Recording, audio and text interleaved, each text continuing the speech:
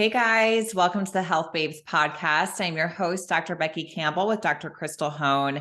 Today we have Dr. Kasey Holland on. She is a naturopathic doctor. She is amazing. She talks all about the Epstein-Barr virus and mono today, which is something we really haven't covered that much on here, but so many people are struggling with, and they don't realize it. So she talks about her story with Epstein-Barr. We talk about our story with Epstein-Barr. We talk about the symptoms, the proper testing for Epstein-Barr, because you would be surprised to know that the testing is not being done properly most of the time, and then things that you can do to support this. So let's welcome Dr. Kasey.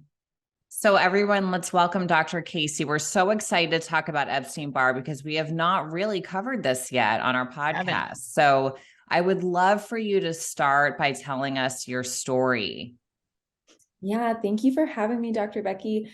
Well, I guess if I start at the very beginning, I'll kind of try and make it concise because it is quite a story. But basically, when I think I was 12, I was in sixth grade. So however old you are in sixth grade, I had mono, and my mom kind of didn't really know what was going on. I would just say I didn't feel good at school, but I wasn't puking or anything like that. So she was kind of like, are you, like, what's going on? And then finally we went to a doctor, and I was positive for mono. So it was probably the first time, that you get mono, and Epstein-Barr virus causes mono. So some people don't realize that mono is the same thing as the first time that you get Epstein-Barr virus.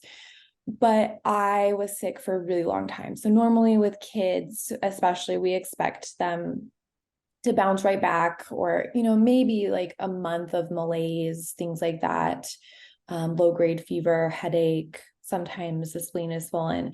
But I think I was out of school for about 3 months and never really had an answer as to why it was so bad for me, or really what caused it in the first place. Like, I had been pretty healthy, really active kiddo. So I never really had answers with that. And then in my teens and stuff, I always kind of struggled with fatigue. And we kind of thought it was my gastrointestinal health, did a lot of work with that, it got better. And then fast forward to college, I can think of times now where it reactivated, but at that point I didn't know what was going on. Mm-hmm. And so I can think of times like in college when it was stressful, or when I started drinking alcohol, like, oh yeah, that was EBV reactivation. And then in medical school, I think that I can see back to times when it did too. But I think one piece that I was missing was some mold exposure. Oh yeah. Yeah. So then in my adult, after college, after medical school, I was a doctor, and it reactivated, but it was different, to the point where I couldn't function. Like, I couldn't finish sentences, and I'm seeing patients, and I can't finish my chart notes. Like, my brain fog was just otherworldly, and I had anxiety, but there was nothing really in my life that I should be anxious about. It was definitely like, I hear people say I felt this physical anxiety. It wasn't like I was upset about something, and it was just nonstop. And so finally, was it like a body anxiety? Yeah, it felt like my body was just like, I couldn't sit still. I think now I can connect it with, cytokines, histamine, all that. Right. But it's like a buzzing almost. Yes. So thankfully I was working in a clinic that was like, oh, we know how to treat mold, and finally connected all the dots. And they actually run Epstein-Barr virus titers on any patient that has chronic fatigue. So it was just standard. Whereas before, doctors were just like, oh, you're in school, you're in your 20s, you're stressed, it's totally normal. And I was struggling to, keep up with courses and remember things for tests. So it's been kind of off and on. And I feel like the last probably couple years, I've been the best I've ever been. And then, but that's kind of the nutshell where it started off really bad. And now I'm aware of it and understand it a lot better. Yeah. So for the listeners hearing about mono, or hearing Epstein-Barr virus, they really don't know what that is. Can you kind of go into detail exactly what is Epstein-Barr? And just kind of start there. Definitely. So mononucleosis is often known as the kissing disease, and really even most doctors know that most kids are going to get it at some point. Yeah. You may not even know that you had it because it can feel just like a flu or cold, and you just think you have the flu or cold, but it's from the herpes family viruses. And so it's similar to kind of like chickenpox or shingles, where it can go from it never leaves our body once it enters us. So it stays there, but it goes into a latent state. And normally our immune system puts it into that state and it stays like that. And the thought is that it shouldn't ever be a problem in our life again, unless we have a major stressor or something like that. But I think all of us in this field know that we see it reactivate more often than what we would think. And so really, I think the numbers, I mean, I've seen a range of numbers, but most suggest at least 95% of us are affected with Epstein-Barr virus. So it's really common, and it is considered an opportunistic infection. So in conventional medicine, it's not at the top of their list, because when they think of opportunistic infection, they're thinking of somebody severely immunocompromised that would have it reactivate. But in the natural and functional world, we see it all the time. All the And time. problems. It was the first human oncogenic virus to be discovered, which means it can cause tumors. So it was first associated with Burkitt's lymphoma, and mainly that. But now, as research has gone on the last couple of years, we see a study came out linking it with 7 autoimmune conditions, other cancers. And then this year, actually, the data and research on multiple sclerosis made an even stronger link with Epstein-Barr virus. So Huge connection I've seen there. yeah.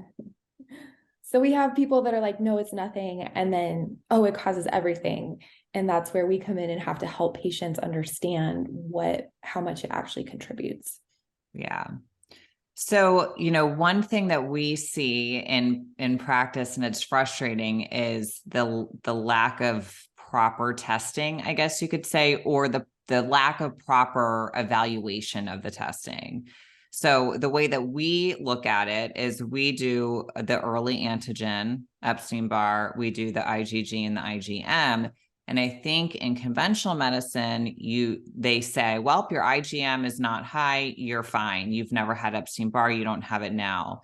Or maybe they'll see the IgG is high and they'll say, you used to have it, you're not having a reactivation. We don't see it that way. We think that early antigen is a good indicator of it being present now. And also, if the IgG is really high from, different things I've read and studied, it's like 3 times to 6 times higher than the highest, like the normal level of IgG. If you times that by 3 and it's higher than that, then it means it could be a current infection. What are your diagnostic tools for seeing if it's current?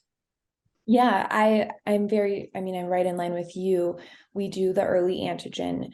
I think the reason that the early antigen sometimes gets the only way that doesn't work, because if it's positive, it's like, okay, you're reactivated. But if it's negative, that one I think stays positive between 3 to 6 months. So it's like, okay, if we've gone past that 6-month mark, then we look at the IgGs too. Mm-hmm. And yeah, I think anytime that it's higher, like you're saying, you say 3 times, I've even said 10 times, and I see patients with it off the charts greater than 600, can't read it anymore. So when that happens, really we go by symptoms. If you're presenting like it and you have this, then we say, okay, this is contributing to something. But you are exactly right. A lot of times in conventional medicine, I will see them do the IgM and the IgG, but then they'll say, oh, the IgG is always going to be there. I usually don't see them run the early antigen, and I don't know why that is. No, they don't. Yeah, we do, but I don't typically see that ran from other doctors. Yeah.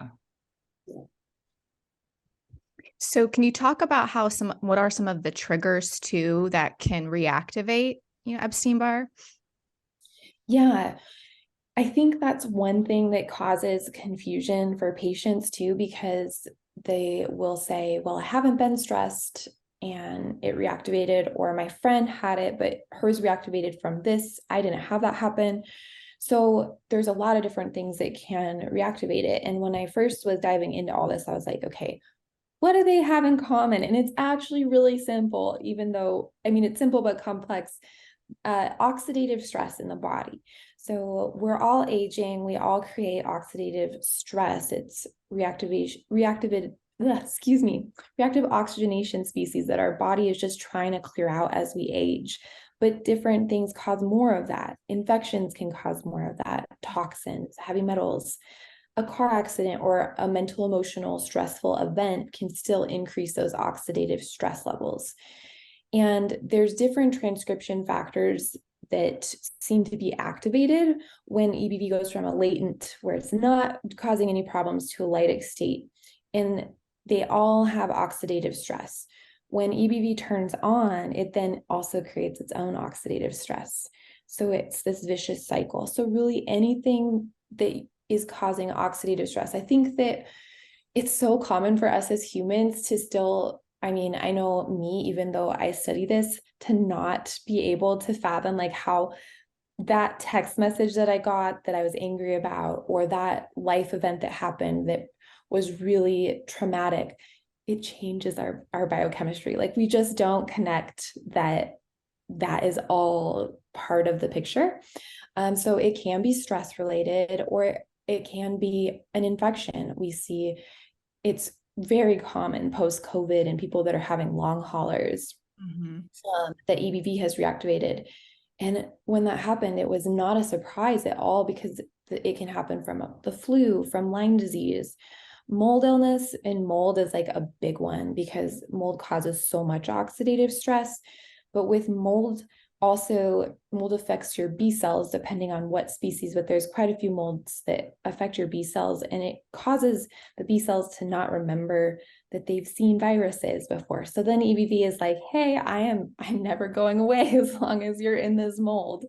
So mold is one that I see be very, very big, and people with mold, I can't think of like patients anymore that I see that have mold illness and don't have EBV reactivate. No, we So see that a true. lot too. And it's so hard too that like what I find in practice with patients, it's like the whole remediation process, trying to find someone that's properly testing mold, it's really difficult, and it should be taken so serious. And it's really not. And if you're living in mold, you have to get out of it, get the proper testing, and you got to clear it out of the body, right? Because it's affecting so many other things. So we see that too a lot. Yeah. And Yeah. then, like you said, it was such a good point how it can reactivate Epstein-Barr too. So you're activating your mast cells to be super sensitive. You're dumping all these cytokines, you're reactivating viruses like Epstein-Barr. And people are just so sensitive at that point. And it's really sad. But when we see patients with real chronic illness, it's like we typically relate it to mold. Mm-hmm. And it's usually like, you're like, okay, what's missing?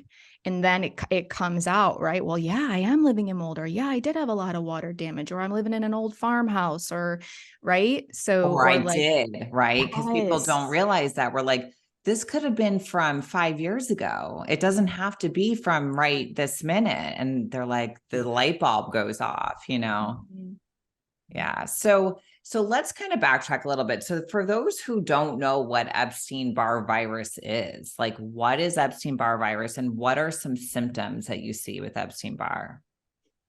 Yeah, it's from the human herpes family of viruses. So think of it as, chicken pox, but it's not of causing a rash. It more inhibits the way that our immune cells work. And so we have the chronic fatigue that happens. When you first get it, it's usually called mono, and that symptom picture is often different than if it reactivates. So mono, the first time, can be malaise, sore throat, headache, fatigue. You might have a swollen spleen. If your child has had it before, the doctor might have said, hey, like no contact sports, anything like that, until this resolves with the spleen. Now, when it reactivates, I think one thing that happens is that we have patients with mystery symptoms and they haven't gotten answers. So then somebody finally tests them for Epstein-Barr virus, and then they think all their symptoms are from Epstein-Barr virus reactivating. And that's where it gets tricky, because for me and what I do, I'm constantly in this zone of trying to shift people out of that EBV causes all the problems. And then it's really like it's almost like EBV is a symptom or a result of other things. Yeah. So there's so many symptoms that people will associate with it. Now, the things that make sense, that are really associated with it, is malaise, fatigue. A lot of times people will say they have a cyclical sore throat. Yeah. And women, a lot of times that gets worse before their menses because hormones are shifting and that affects the immune system. So, they're during like the week before their period and leading up to their period, they might have more symptoms, joint pain, achiness, and brain fog. And I do see anxiety and depression too. But then we have like for example, really high anxiety. A lot of times I see more with mold because the histamine cytokines, it's just more intense than EBV.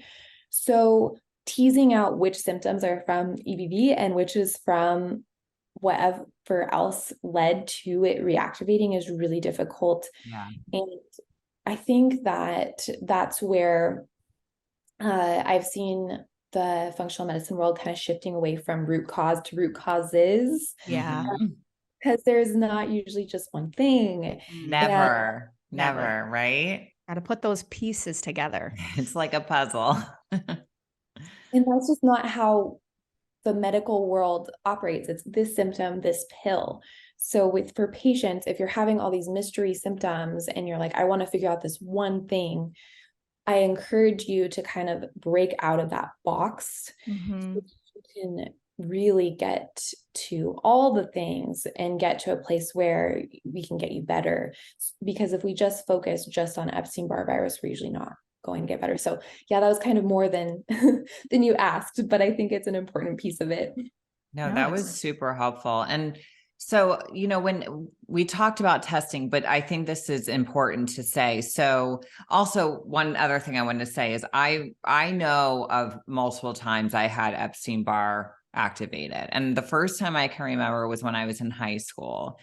And when you say malaise, like you can't get out of bed. And I remember I had to be at school, I think at 7:20. I could not do it. Like I could not get out of bed.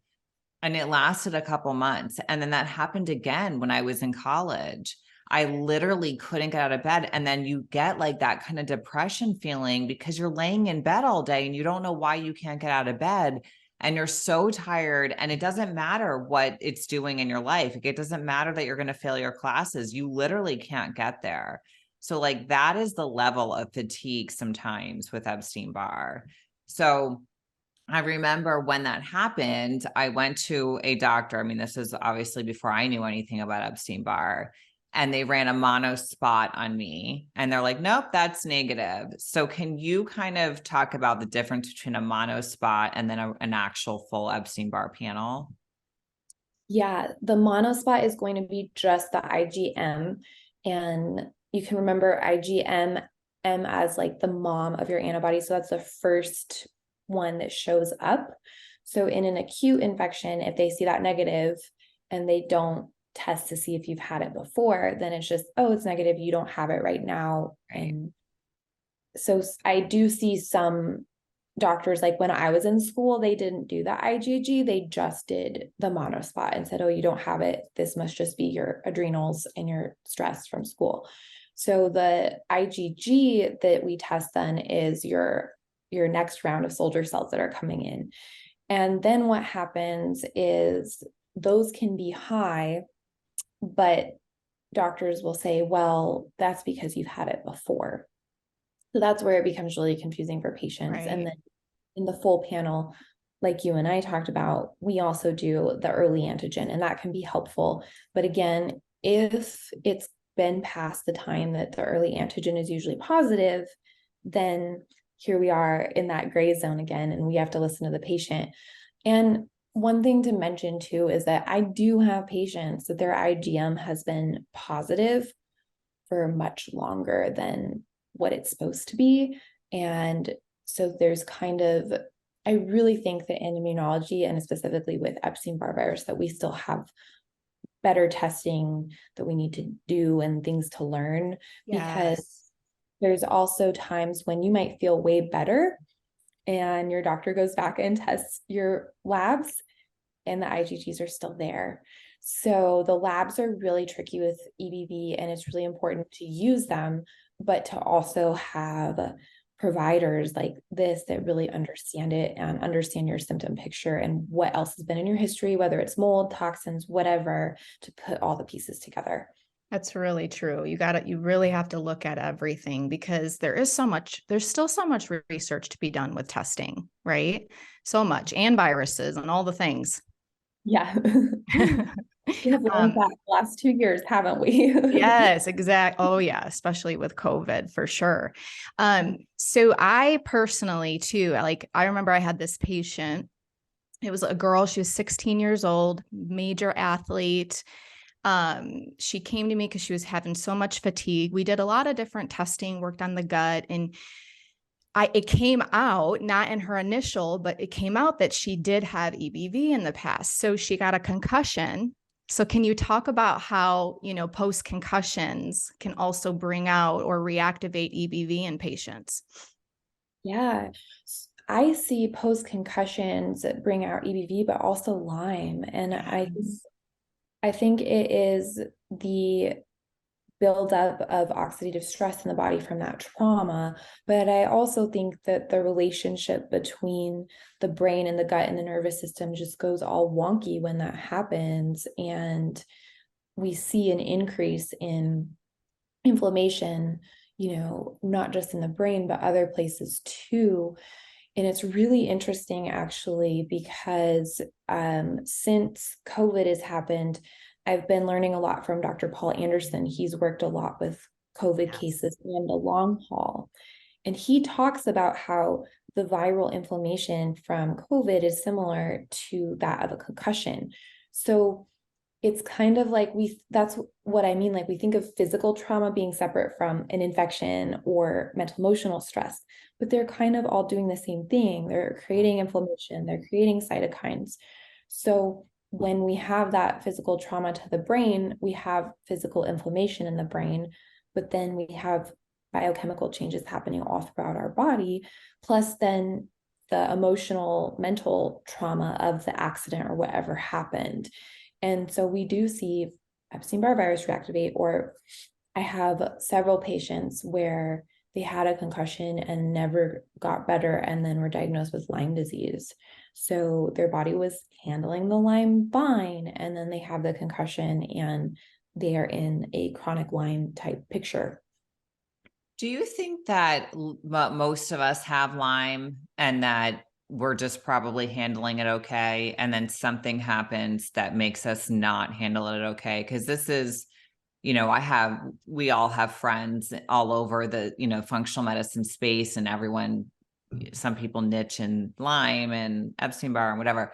And I have a good friend who's really Lyme literate, and they've said, like, most of us have had, because it's in, Lyme is transferred via sex. Now they're finding mosquitoes. It's not just a tick bite. So what I was talking about this with my friend, and he said, most of us have Lyme. Like, most of us have like the bacteria or co-infection, some type of exposure to Lyme. And if we're handling it okay, and then something happens and it really kicks it in. So what do you think about that?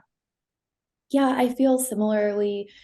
It's interesting because, I've had patients where they really don't have a history of a tick bite, or haven't been lived in an area where they were outdoors or things like that. And so we do know that it can be passed down sexually and things like that. And then also, but I do think that there can be very acute Lyme where maybe Yeah. you do some, but you get bit and it's a big deal. And the testing, I mean, it's so difficult to test for Lyme because It really from is. from the most data that we have, conventional testing where it's actually, up to CDC standards and everything, that blood test, if you test it on somebody that has Lyme under control, shall we say, it'll show negative, but we know that there's still spirochetes in their body. I think this idea that, oh, we can isolate this bug here. Yeah. That is very smart. Everywhere. Yeah. I feel like But it has to be really acute, don't you, to kind of pick it up on a blood test or whatever. It has to be very, very acute. yeah. Yeah. I mean, that's what I've seen. And I do think that there's different levels of Lyme kind of, it's like with other bacteria, we all have probably some strep, some staph, some Right. C. diff, our microbiome. Yeah. But we aren't all having diarrhea or bowel problems. So, but Lyme is unique with that it's a spirochete bacterial infection. And so we've kind of said it's just from ticks. Now, possibly I've seen back and forth on mosquitoes, Yeah. but we definitely, I think there's research for sure confirming that it can be transferred sexually. So, And through the placenta, right? yeah, I Now, my have, mom had a tick bite when she was younger, and we both have mast cell activation syndrome.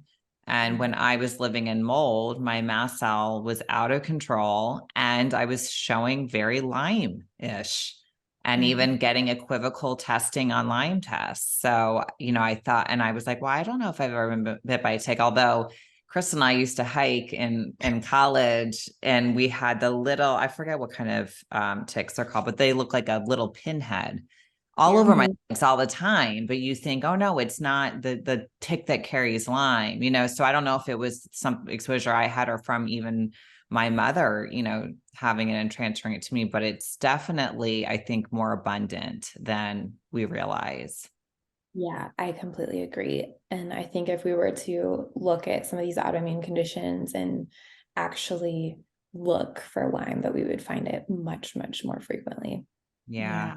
For And what sure. about, there's so much talk these days about trauma, like emotional trauma. We've talked about physical trauma, the concussion stuff, but we're realizing how much trauma plays a role in our health. I mean, across the board, right? So I could easily, knowing what I know, see how this would be impactful for Epstein-Barr virus reactivation. So what are your thoughts on that? Yeah, there's definitely research showing that children with adverse events growing up are more likely to develop chronic illness.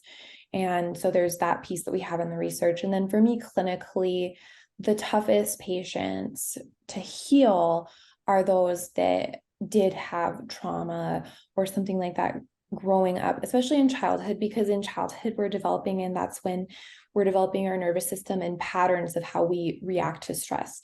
So somebody can not be in a stressful event, but they can be activating their sympathetic nervous system all day long because they didn't develop a healthy response. So when a stressor happens, we can either start breathing differently, start breathing from up here in our chest, and take it really personally, like even just our outlook on life. So some people feel really attacked by people because of something that happened in their past. Other people will have the same conversation with somebody, and even if the person was attacking them, they'll be able to think, oh, that person must be having a bad day, not take it personal. So how we orient and respond to that stress determines how we're breathing. Now, when you breathe properly from your diaphragm and all the way out, it sends a signal up to your chemoreceptors that you're safe. And when you're safe, your immune system is going to work optimally. When your body is not safe, it's the same as telling it that a grizzly bear is chasing it. So when a grizzly bear is chasing you, you are not going to turn on your immune cells and be worried about some virus. You're going Yeah. to be turning on your stress hormones to get your body running away from the bear. So that right there, when we are more in a sympathetic state in our childhood or for years because we were in a bad relationship, whatever it is, that translates into systemic changes in our body. And that stress piece, where it's a chronic piece like that, can be really hard to overcome. So a lot of times those patients, we need to do limbic system retraining, breath work, and also just helping release trauma. Sometimes it's really hard to talk about trauma, and it's not good to talk about it. It can be re-traumatizing. So myofascial release and physical things can sometimes help with that. But it really, you guys know it, then you just have to make it for that person. There's not this cookie cutter thing for it. Yeah. That's so true. That's such a good point, because for some people, going back into it and talking about it and bringing it back up and out can be the best thing ever. And for some people, no. Really and hard. that's why we kind of refer out for that, because we are not trauma specialists, we're not trauma therapists, but we can definitely tell if someone needs to tackle that as a part of their treatment plan, right? Absolutely. Mm-hmm. Yeah. So just to kind of reiterate, when you're starting to work with patients, trauma is a big piece of the puzzle that when it comes to treatment, right? Working on that area. What other treatments, holistically do you use to really decrease that viral load? If a patient is toxic, like if they have a history of heavy metals or mold or just glyphosate, that's a big thing now. I try to support them in moving in some way if they're too fatigued to move. So that's the biggest thing with EBV. Well, how are you going to get them moving if we can't get out of bed to go to school because we're so tired, right? So the one thing that I have seen be a needle mover in that has been infrared sauna. Mm-hmm. I think that not only is just the heat therapeutic and the movement of circulation, but also I think the heat shock proteins, because we know that we have information showing that Epstein-Barr virus turns on pathways that are inflammatory associated with autoimmune conditions. So I do think that the infrared sauna also helps with that inflammation. It's one of the biggest therapies that I've seen move the needle without, a ton of supplements or whatnot. I do use antiviral things like IV vitamin C. Sometimes we do use pharmaceuticals like valacyclovir to try and knock the load down. And I know it's confusing when I say that, because it's like, wait, you can't kill this because it's there, but you can knock the viral load down so that it's not so high. I have a lot of patients that ask about ozone therapy, and for some people they respond well, but if mold is involved, I'm very cautious of doing that because it is oxidative. And I personally had a doctor that said, oh, you do the ozone and then also the UV light, clean your blood, you'll feel great. So I was all excited to do it, and we didn't know how much mold I had in my body at that time. And oh my goodness, I thought that I was going to die. Yeah.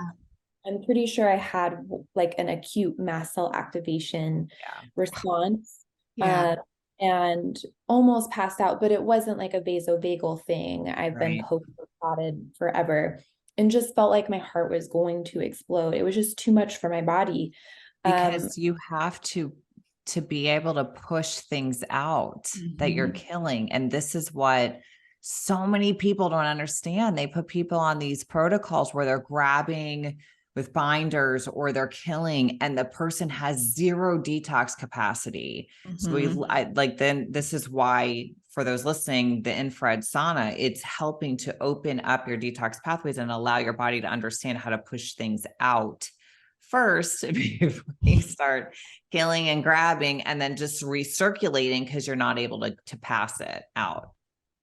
Absolutely. And just stopping exposures of inflammation. So like not eating sugar. Sugar is really a big deal with Epstein-Barr virus, I see, because not just it suppresses your immune system, but the the up and then the down with that sugar spike. Because when you eat candy, you have this sugar spike and then you're crashing.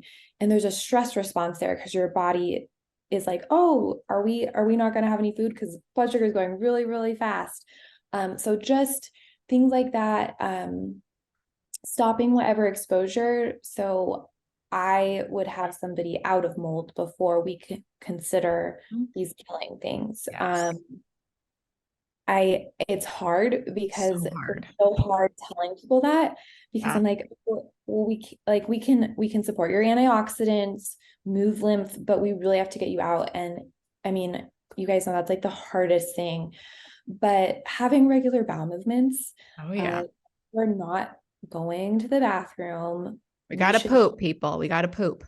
Yeah, where do you think when we take these antivirals or antifungals, where do those toxins go? They Yeah. have to leave through Yeah. your sweat, and not everything comes out through sweat. I wish it did, but stool is really big there. So we have to have that happening.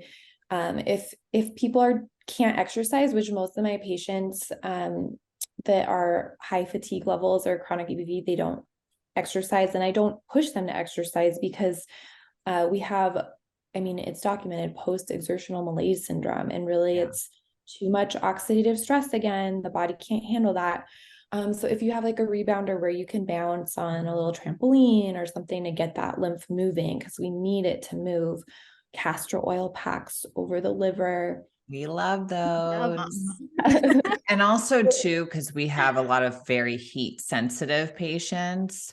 They can't handle the infrared sauna. And so if they can't, we'll start them with like dry brushing and castor oil packs just as kind of baby steps. And it does get them more prepared to handle something like a sauna. Don't you find that? Absolutely. Yeah. Especially if POTS, they have that a lot of times. Sauna is a no-go. Yeah. So that for sure. And so sometimes it feels really slow at first. And then I do supplement a lot with antioxidants. And depending on if they are in a place, if we are okay with toxins, then sometimes glutathione pushes because that goes directly into your system. But if they have toxins or heavy metals, that can still sometimes be too much and cause it to move and offload. And they might not feel well after that. So also it's just important, like we are talking right now, that we just talk about, hey, you might feel more tired after we do this, and this is what's happening, because it's so frustrating to go to the doctor, spend a ton of money on these treatments, and the next day wake up and feel worse. 1,000%. And why. And I have had patients come to me and be like, I did this, I felt worse, and so I just quit everything. Yeah. Mhm. Okay, well, this is what was happening, and just make sure that they understand what's happening in their body. Yep. And Yeah, being especially with honest the about it. oh, sorry, Crystal. It's okay. Especially Go with the ahead. IVs, I've seen the bad reactions to the vitamin C and the glutathione, just as someone's super sensitive. But if not, they can be amazing. Amazing. So it's really hard. You got to kind of like baby step into stuff like that. Because I remember when I was in mold, I couldn't even take oral vitamin C.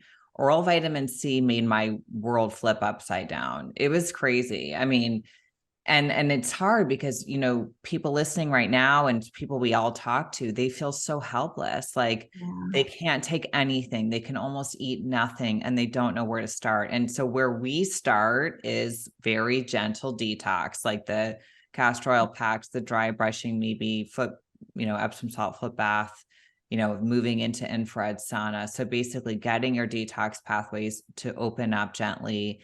And then you can start taking things orally or IV and kind of moving into that direction. And then you can kind of do more and more, right? Yeah, absolutely. I think I have seen the last couple of years a lot more products come out that are, more gentle binders or things like that, or even medicine that's more energetic, like homeopathy and drainage things to help with that.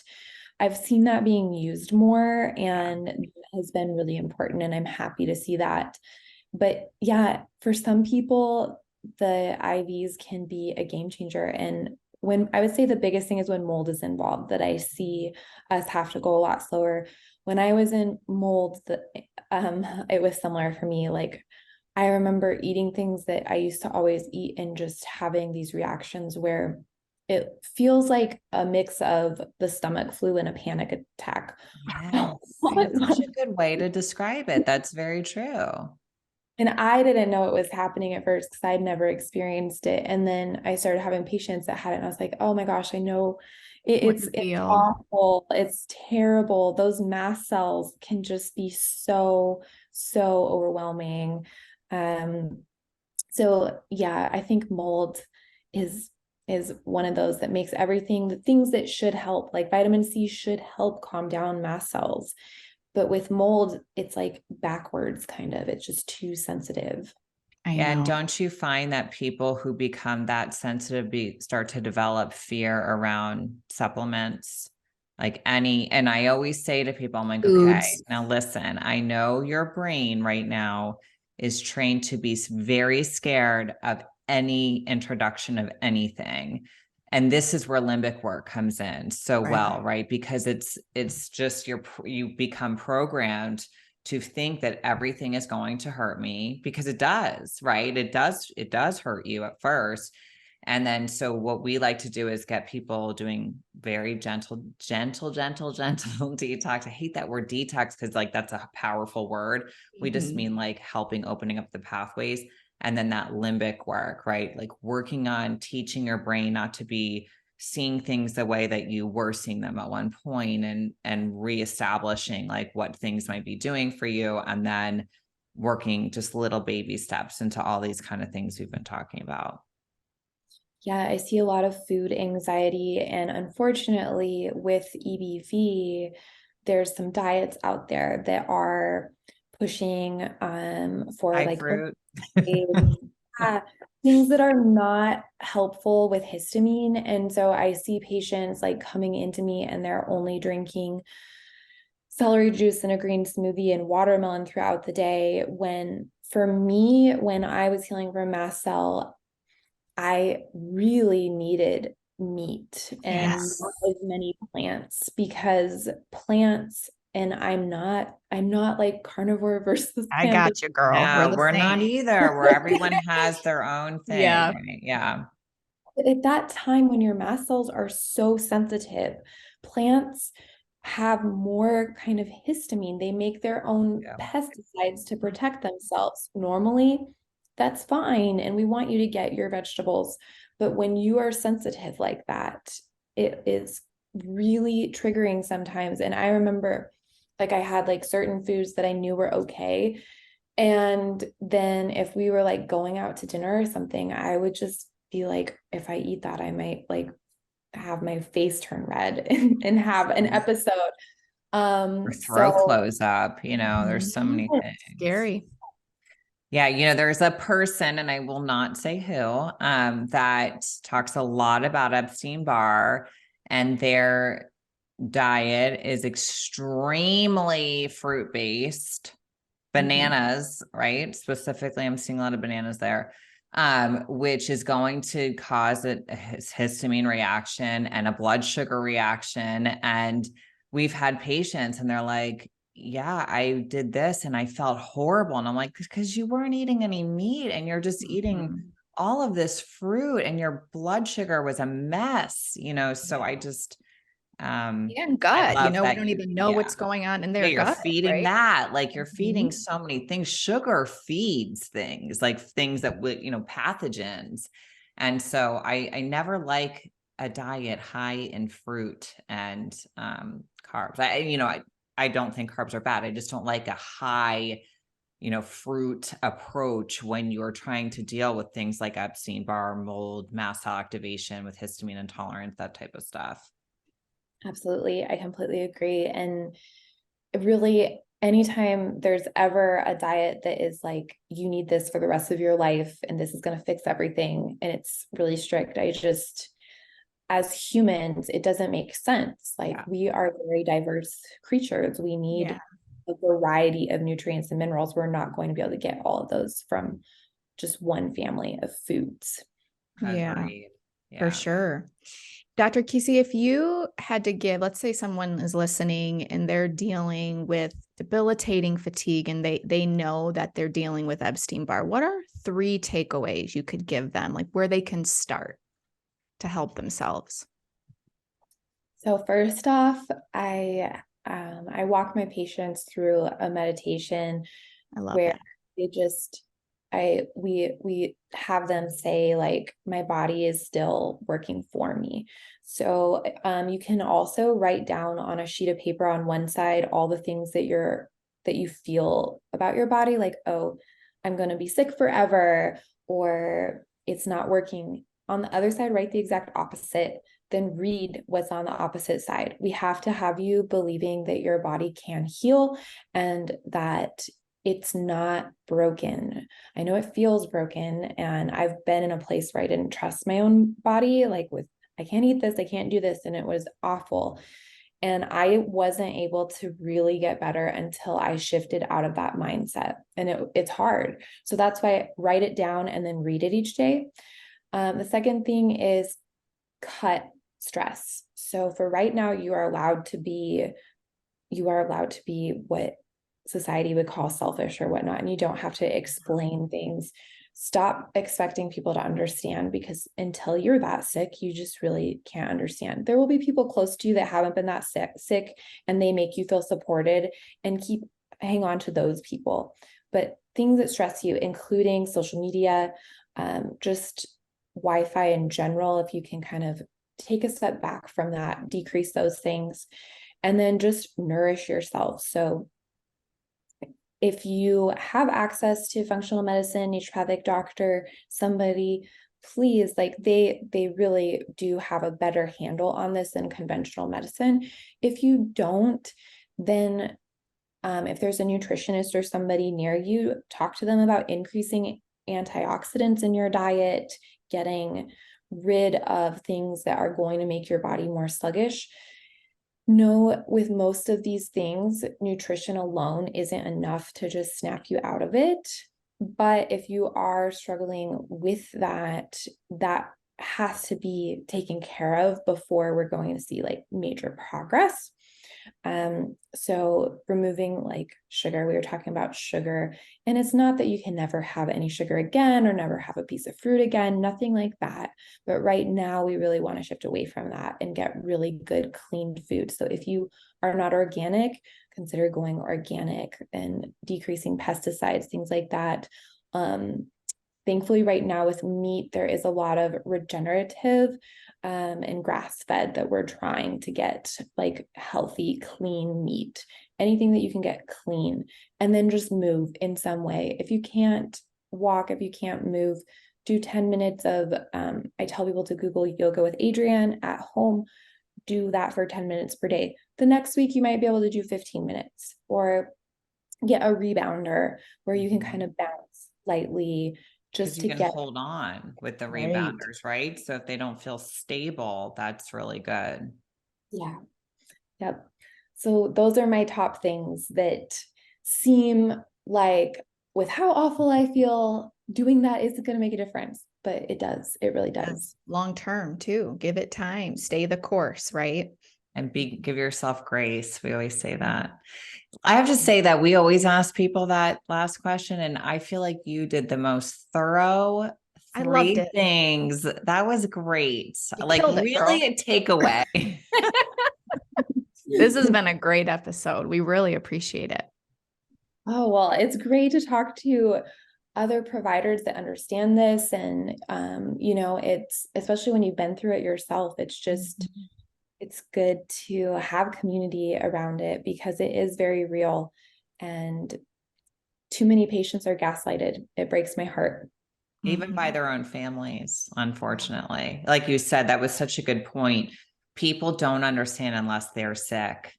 And so unfortunately, so many people are going through this alone. Yeah. Yeah. Well, thank you so much for coming on. You've been amazing. And we really loved this episode and all the great information you gave. So thank you. Thank you for having me. Thank you guys so much for listening to this episode. And if you love this episode, please leave a review. It only takes a couple minutes. And you can find out more about us on drbeckycampbell.com. And you can follow us over at Instagram on @HealthBabesPodcast, @Dr. Becky Campbell, and @Dr. Crystal Hohn. Have an amazing day.